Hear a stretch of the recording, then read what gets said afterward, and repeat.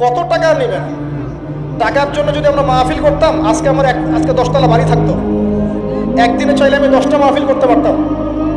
টাকার জন্য যদি আমরা কাজ করতাম, দিনের কাজ, তাহলে আমার নামে শত শত বিঘা জমি থাকতো। আমি আল্লাহর বান্দা, আল্লাহর জমিনে বেঁচে আছি কারাগারের জীবনে। আমার 100 কোনো জমি নাই পৃথিবীতে, 100 কোনো।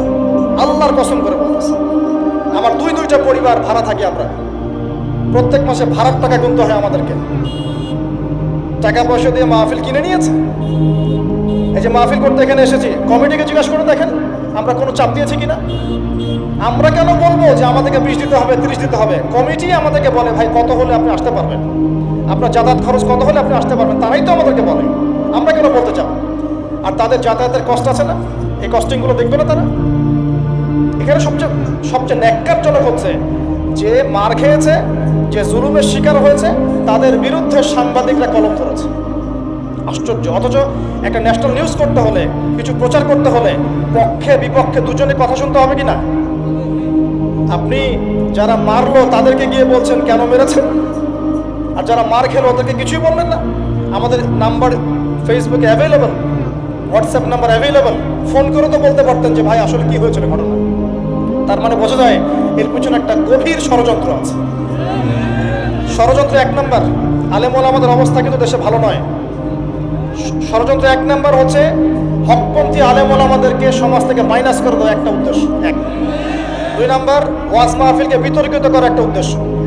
3 নাম্বার, যেসব বক্তাদের ওয়াজ মাহফিলে বেশি মানুষ আসছে, জনগণ শুনছে, আমল করছে, ইসলামের একটা ফ্লো সৃষ্টি হচ্ছে, এই মানুষদেরকে সমাজে বিতর্কিত করে দেওয়া। এবং এই কাজগুলোর মধ্য দিয়ে কারা তাদের এজেন্ডা বাস্তবায়ন করছে আপনারা খুব ভালো করে খেয়াল করেন। আর কিছু আছে চিলে কান নিল টাইপের মানুষ, যা দেখবে অনলাইনে, যা আসবে দেদারসের প্রচার করা শুরু করবে। তুমি যে মিডিয়া, তুমি যে ফেসবুকে ফেসবুকিং করছো, কখনো কি আমাকে জিজ্ঞেস করেছিল, আমাদেরকে জিজ্ঞেস করেছিল ভাই কি হয়েছে আপনাদের সাথে? তুমি এক পক্ষের কথা শুনে গালিগালাজ করছো, চরিত্র নিয়ে কথা বলছো, টাকার কেলেঙ্কারি দিচ্ছ। তোমাদের জন্য 2টা নসিহত করে শেষ করবো, জাস্ট 2টা। 1, নবী সাল্লাল্লাহু আলাইহি ওয়াসাল্লাম বলেছেন, কাফা বিল মারই কাযিবান ওয়া হুয়া ইয়াকুলু কুল্লামা সামিআ। কোন ব্যক্তির মিথ্যাবাদী হওয়ার জন্য এতটুকুই যথেষ্ট যে সে যা শুনবে যাচাই বাছাই না করে তা প্রচার করা শুরু করবে। 1। 2 নাম্বার, রাসূল সাল্লাল্লাহু আলাইহি ওয়াসাল্লামকে আল্লাহ পাক বলেছেন, ইয়া আইয়ুহাল্লাযীনা আমানু, হে মুমিনগণ, আপনারা খুব ভালো করে শুনুন, ইন জাআকুম ফাসিকুম বিনাবাইন ফাতাবায়ানু। কোন ফাসিক, পাপাচারী, কোন ফাসিক যদি কোনো সংবাদ নিয়ে আসে, সেটা বিশ্বাস করার আগে অবশ্যই যাচাই বাছাই করে নিন। নাহলে আন তুসিবু কওমান বিজাহালা ওয়া তুসবিহু আলা মা ফাআলতুম নাদিমিন। নাহলে তোমরা অজ্ঞতাবশত এমন পদক্ষেপ নিয়ে ফেলবে যার ফলশ্রুতিতে তোমাদেরকে অনুতপ্ত হতে হবে। আর সবচেয়ে কষ্ট পেয়েছি আমি এখানে যে কিছু আলেম ওলামাও এর পক্ষে সাফাই গাওয়া শুরু করেছে। আমি এই জায়গায় কষ্ট পেয়েছি। শোনেন, আজকে মজা নিচ্ছেন, ট্রল করছেন, করেন, এটা আপনার দিকেও আসবে ইনশাআল্লাহ, দেখে নিন। কারণ এটা শুধু আমাকে উদ্দেশ্য করা নয়, এর উদ্দেশ্য হচ্ছে পুরো ওয়াজ মাহফিল এবং আলেম ওলামা এবং পুরো কমিউনিটিকে বিতর্কিত করা। আপনার উচিত ছিল নিজের ভাইয়ের পাশে এসে দাঁড়ানো, আপনি উল্টা মজা নিয়েছেন। এগুলো আল্লাহর আরশ পর্যন্ত পৌঁছে গেছে ইনশাআল্লাহ। আল্লাহ পাক অচিরেই এর ফলাফল নাযিল করবে ইনশাআল্লাহ। আমি তো কিছু করতে পারবো না, মামলা দিয়েছি, মামলার কি হবে আল্লাহ ভালো জানে। উল্টা তাদের পক্ষেই মানুষ কাজ করছে। আমি শুধু এতটুকু বলছি, আল্লাহর কাছে হাত তুলে দোয়া করছে, আল্লাহুম্মা ইন্না নাজআলুকা ফি নুহুরিহিম ওয়া নাউযু বিকা মিন শুরুরিহিম। আল্লাহুম্মা আকফিনিহিম বিমা শি'তা, আল্লাহুম্মা মুনজিলাল কিতাব ওয়া সারি'আল হিসাব, ইহজিমিল আহজাব, আল্লাহুম্মা ইহজিমহুম ওয়া জালজিলহুম। এই দোয়ার অর্থ যারা বুঝবেন জেনে নিয়েন যে আমি কি দোয়াটা করছি। আমি আল্লাহর কাছে দোয়া করছি, আল্লাহ পাক সত্যের পক্ষে থাকেন, মিথ্যার বিপক্ষে থাকেন। এখানে ইসলামের বদনাম হয়েছে, আলেমের বদনাম হয়েছে, এবং আল্লাহর দ্বীনের দায়ীদের গায়ে আঘাত এসেছে, ইউটিউবারদেরকে আঘাত করা হয়েছে, এবং মিথ্যা প্রপাগান্ডা চালিয়ে চরিত্র হনন করা হয়েছে। আল্লাহর কাছে দোয়া করছে আল্লাহ পাক যেন একাই এই জালেমদের বিরুদ্ধে আমাদের পক্ষে যথেষ্ট হয়ে যান ইনশাআল্লাহ।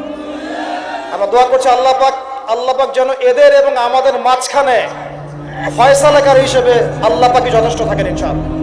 আল্লাহুম্মা মুনজিলাল কিতাব, আল্লাহ পাক কিতাব নাজিলকারী, সারি'আল হিসাব, দ্রুত হিসাব গ্রহণকারী, ইহজিমিল আহজাব, এই জালেমদের দলটাকে আল্লাহ পাক ভেঙে দিবেন ইনশাআল্লাহ। আল্লাহুম্মা জালজিলহুম, আল্লাহুম্মা ইহজিমহুম ওয়া জালজিলহুম, আল্লাহ পাক এদেরকে বিধ্বস্ত করবেন, এদের পাগুলোকে ভূমিকম্পের মতো কাঁপিয়ে দিবেন ইনশাআল্লাহ। নবী সাল্লাল্লাহু আলাইহি ওয়াসাল্লাম, লাস্ট কথা, নবী সাল্লাল্লাহু আলাইহি ওয়াসাল্লামের উপর অত্যাচার আসলে তিনি দুই রকম সুন্নত দেখিয়েছেন। এক, তিনি মাফ করে দিয়েছেন। যদি ওরা ক্ষমা চাইতো আমি মাফ করে দিতাম, যদি ক্ষমা চাইতো আল্লাহর কসম মাফ করে দিতাম। ক্ষমা না আছে, উল্টা তারা মিথ্যা প্রোপাগান্ডা চালিয়েছে, এর কোনো মাফ নাই ইনশাআল্লাহ। আল্লাহ রাসূল আরেকটা সুন্নাত, তিনি বদদোয়া করেছেন, হাত তুলে তুলে বদদোয়া করেছেন, আল্লাহ অমুককে দেখে নিও, তমুককে দেখে নিও, তমুককে দেখে নিও। আজকে আমি মাজলুম, আমরা মাজলুম, শুধু সেই বদদোয়া আল্লাহর কাছে করছি। অচিরেই দেখে নেবেন তাদের কি পরিণত হয় ইনশাআল্লাহ। আমরা কিচ্ছু করব না, কিচ্ছু বলবো না, আল্লাহর পক্ষ থেকে কি ফয়সালা হয় খালি দেখে নিন ইনশাআল্লাহ। কারণ আল্লাহর দিনের শত্রুতা করে, দিনের দায়ীদের সাথে, আলেমদের সাথে শত্রুতা করে কোনো জালেম, কোনো ফেরাউন, নমরুদ এই দুনিয়াতে টিকতে পারে নাই, আগামীতেও পারবে না ইনশাআল্লাহ।